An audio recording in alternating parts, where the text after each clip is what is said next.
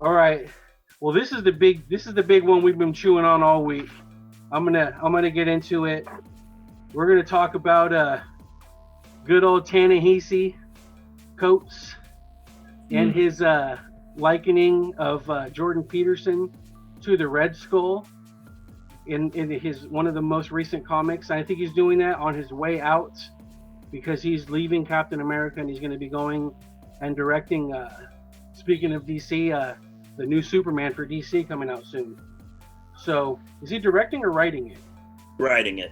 Right. I was gonna say, like, how do you go from writing comic books to directing movies? Okay. So many things, so much to talk about with this one.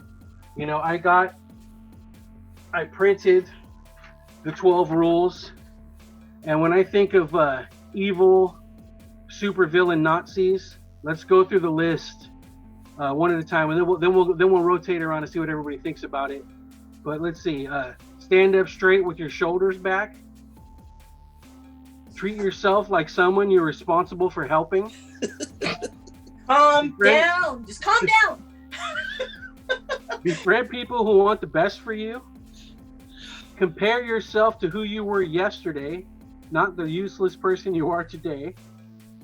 Do not let your children do anything that makes you dislike them.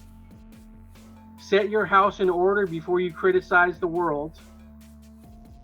Set your house in order before you criticize the world. Oh, did I say that twice? I'm just putting some emphasis on that one. Let's see. Pursue what is meaningful, not what is expedient. Tell the truth, or at least don't lie. Assume the person you are listening to knows something you don't. Be precise in your speech. Don't bother children while they are skateboarding. Pet a cat when you encounter one on the street. And it seems like half the people on the video either have a cat or a cat adjacent. Jose So, what do we think? You know, like, if you're going to try to make a straw man, I don't know if Jordan Peterson's is the one you go to try to make a straw man for. You know, I don't know if you guys are familiar. Are we all here familiar with Jordan and his whole deal? I looked up a little bit about him, and I actually ordered the book. Oh, 12 Rules, you did? Yeah. Okay. I'm pretty familiar with him. He made the Bible far more palatable for me than I would have imagined I could ever get down with. So that was cool. Jordan's an interesting dude. He's very smart, and he's articulate, and dude, he's got a wild story. And the last year of his life has been an absolute nightmare. This roller coaster. If you're looking for a soap opera, man, you got it. Yeah. So. Yeah, with the thing with his wife and his son and everything, he's had to endure a lot. Absolutely. But you can't blame it as outspoken as he is, trying to chase his paper. About him. What's that? Legos told me about him a few times. Okay. All right. And I've certainly read about him on Reddit.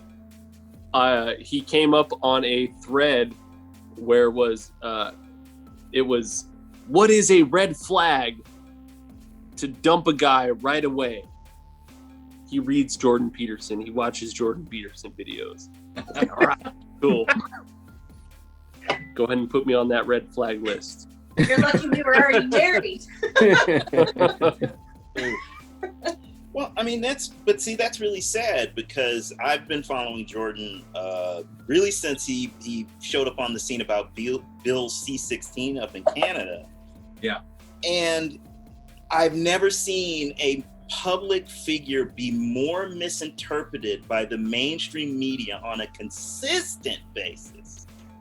I have to think about Donald Trump as the only other person I have ever witnessed just in an objective kind of sense get misinterpreted willingly by enough of the media, for whatever agenda, I could never really guess, particularly with Peterson, because I don't see how telling people to be their best really is a crime. Yeah. Well, it's interesting that you bring up the comparison with Trump, because in reading the portions of the comic book that were pertinent to Ta-Nehisi Coates and his recategorization of the Red Skull as Jordan Peterson, it reminded me of the first issue of the Secret Empire series, also in Captain America.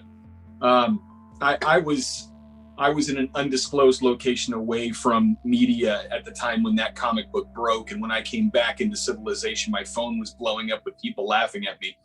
So I had to pick up the comic book to find out. And one of the first things that I noticed about Secret Empire before they took a big fat dump all over Captain America was that Red Skull was at one point giving a speech to a bunch of people that I guess were supporters. And I noticed that the language that Skull was using in that comic book sounded a lot like Donald Trump. So this isn't the first time, with Jordan Peterson and Red Skull, this isn't the first time that Marvel Comics has written something to categorize somebody that would be not on the far left as being a Nazi. They have a pattern of doing this crap. So yeah, and the fun in picking back on the theme of Jordan not being a bad guy, like I have seen, I don't know, you guys watch him. Yeah, if you get a chance, Jose, since you're new at this, take a look at him going on Channel 4 and talking to a journalist named Kathy Newman. Yeah, he tells a story where he first meets her and she's nice behind stage and kind of sets him up that it's going to be a great time. And then she she has a book of twisting everything he's ever done or said around to throw back at him in a way to make him feel stupid. And he just intellectually, chews her up and spits her out. And that, I want to say that was kind of like his, there was a C-16 piece, and I think the C-16 piece was what brought him in the spotlight. Mm-hmm. And I think that what kept the spotlight on him as a speaking piece for, this personal responsibility almost movement is that nobody's ever been able to come at him and disprove, and his thoughts are so well put together and they're built up from such a base that it's be really hard to really get in and make him eat any words. And I've only ever seen him make other people be quiet and stop. The only time I've ever seen him not be able to get his point across is when he goes in places where they shout him down and don't let him speak, or they pull fire alarms, or they block the doors to not let him get inside to say things. And I could say it again, but I'm not going to. You guys know what I think about ideas, and the good ones will be there and the bad ones will work themselves out when you hear them, and when you hide them, it's not a good thing. So let's take a look at some of these rules and see how they could, if anybody has any creative ideas on how they could be twisted into a Nazi propaganda. Let's see, stand up straight with your shoulders straight. Well, that's raise your right hand. Easy. Yeah. Well, that's clearly rule one. Easy. That's clearly the posture. That's clearly the posture of Vikings and Northern Europeans. They're always portrayed in this very godlike stature, so it's clearly white supremacy. Oh yeah. Okay. Those darn white supremacists. You mean good posture? Mm-hmm.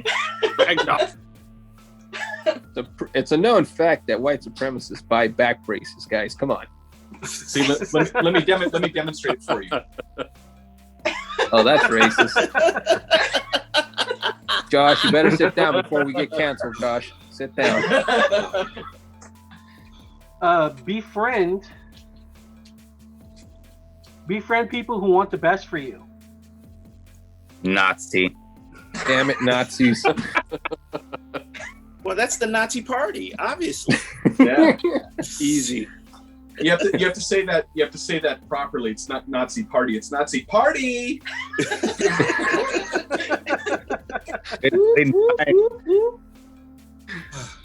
All right, tell the truth, or at least don't lie. It's that second part. That's where it gets it right there. That's what the white people always do. They might not tell the truth, but they don't lie, right? So they're just covering it up. It's white supremacy. It's conspiracy.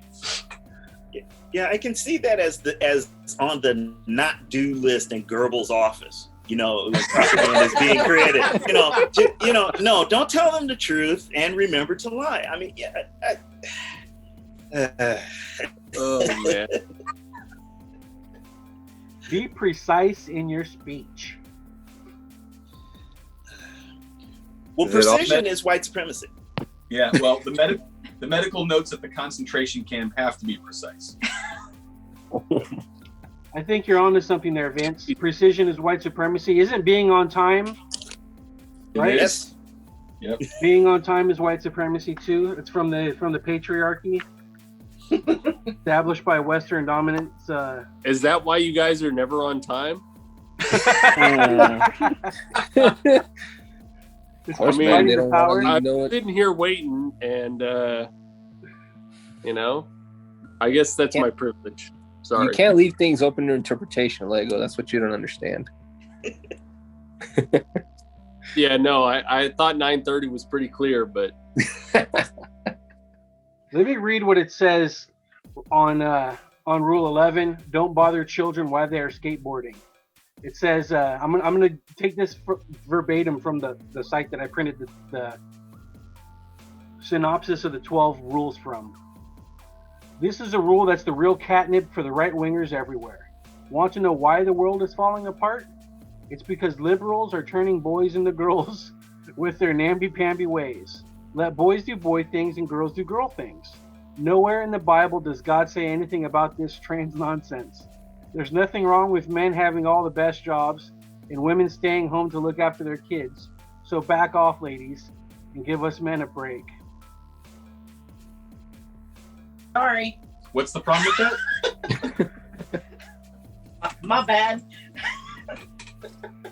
Now I printed this off a site attacking him. So they were trying to twist what he said into. Okay, I was gonna say, is that in the book? See, this is why I ordered the book. Return.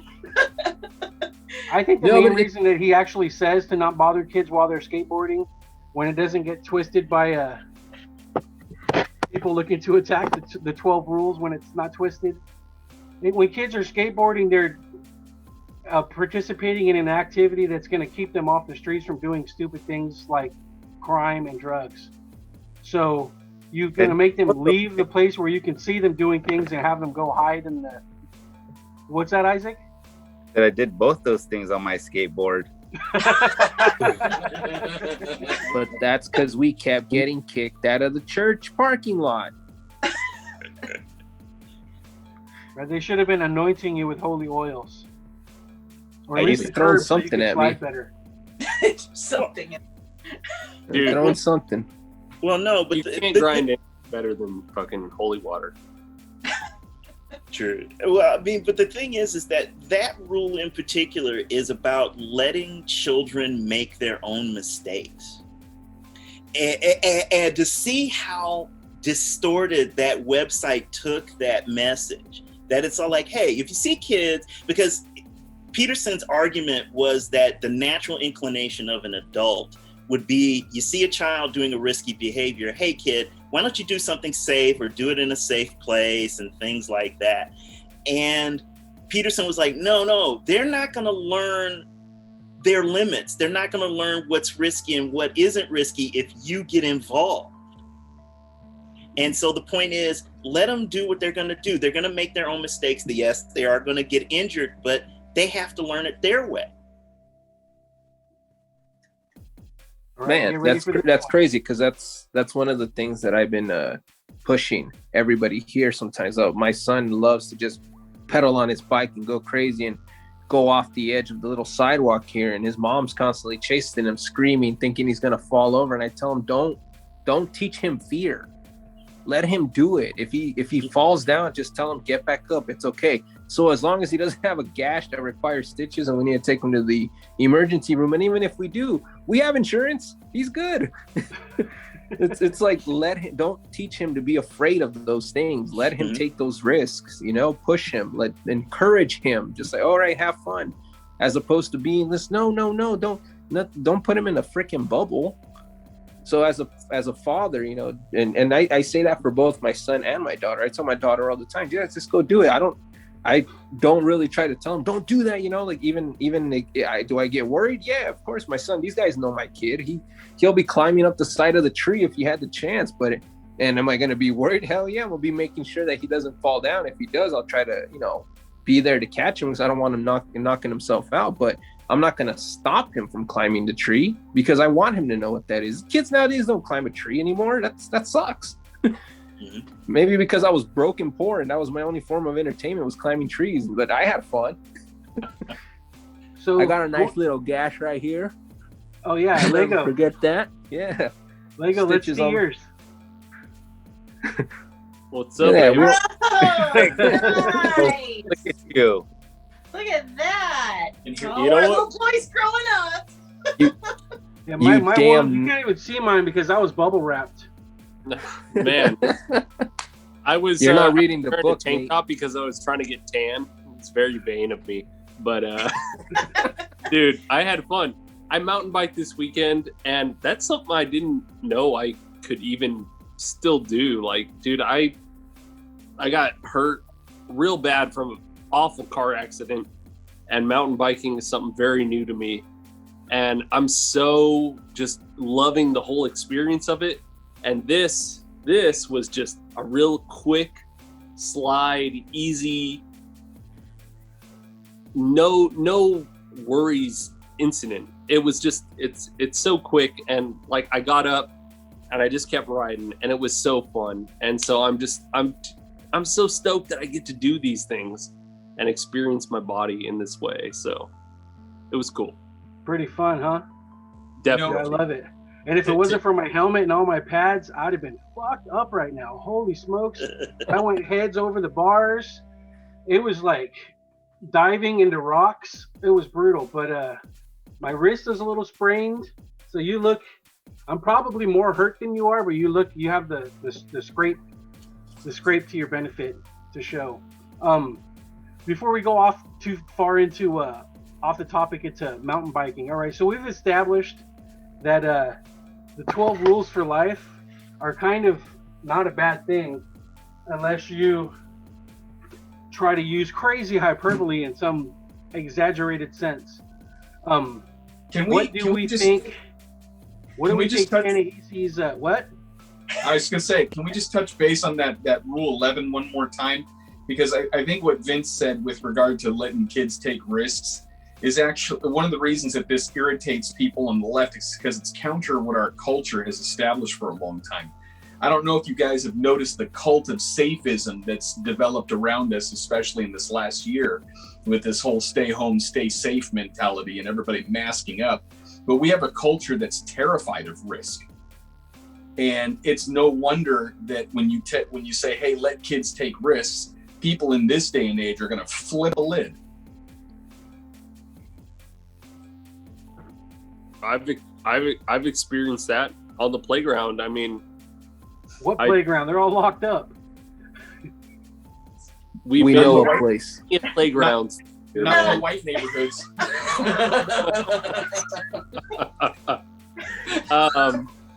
I take Ash out lots, and I've seen parents that are very cool with the kids interacting, and I've also seen parents where Ash will run up and try to interact, and they scoop their child up and run them away, and they don't want anything to do with them. So there is that fear of the virus out there.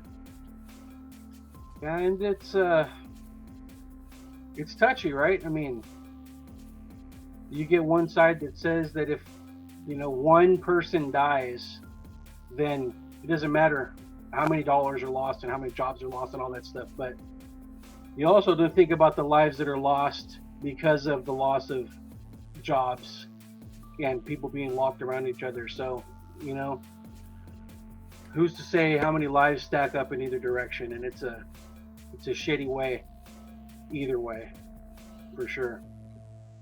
And I don't want to belittle any lives that were lost, you know, through this, although we were locked up and they were lost anyways.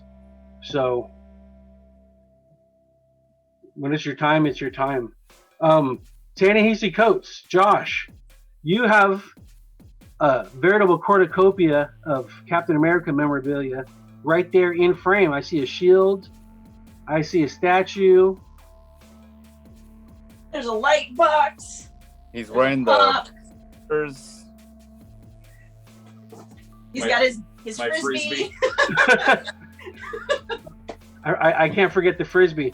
So he also was the one who had Captain America being the secret Hydra shill throughout his entire existence in the MCU. No, that was Nick Spencer. That was Oh, that was Nick Spencer. Nick Spencer. That was, Yeah, that was Nick Spencer. White supremacy.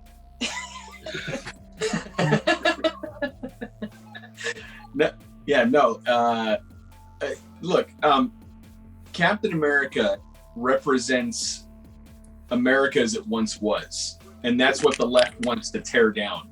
And he is the icon of that. So it only makes sense that they want to associate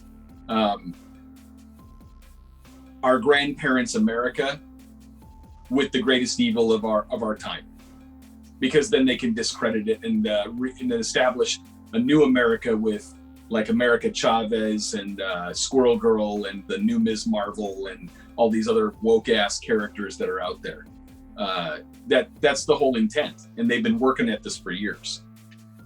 you know, at America, it's beautiful because it was constructed in a way to where as it got scars, it would get stronger.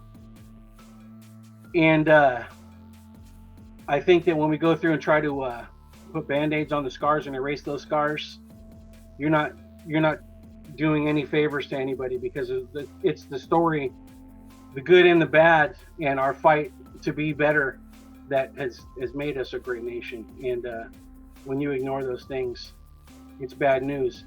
And I want to say that, you know, like, well, I do want to let Vince speak a little bit more about the Hail Hydra piece. Well, I mean, I think what's funny, you know, I guess as Josh, if I remember correctly, just said, this is about tearing down America. And that's been Coates' whole mission on the book. That is part of why he was hired for the book. The real problem is that it isn't just that he picked a smart subject that's smarter than Coates is. I just think it's so wrong-headed, in the sense of there's just, you know, look, comics throughout their history have satirized everybody. Little Abner alone was known for poking fun at every political and celebrity figure it could get its hands on. So it's not that parody doesn't happen in comics, but that's not even lazy parody.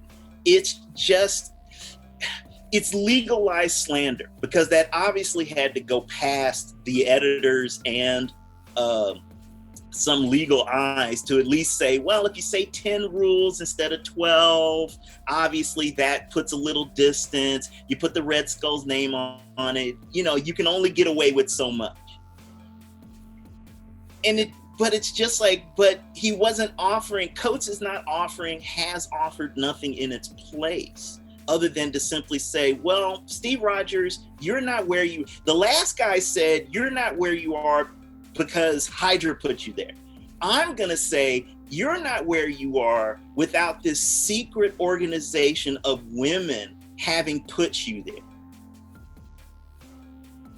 You know, and in either case, it's simply iconoclasm. You take an icon and destroy him by saying, oh, he's not what you thought he was. Pure and simple. Deep thoughts with Jack Handy. Yeah, that's a heck of a straw man, right? I mean, you got a whole full evil villain, super villain straw man to to attack. Well, I mean, like I said, Peterson's such a class act. Aside from his initial response, the fact that he got his people around him to produce a parody of the Hydra logo as a lobster, then put it on sale and offer 100% of the proceeds of the sale to charity, just showed exactly what kind of class act Coates was trying to punch up towards and missed. For sure. I think they've already sold like 3 million shirts. It's something ridiculous. And I bought one. It's going to be on the show soon. As soon as it comes in, I got one coming. And we'll be making bootleg copies. Link below.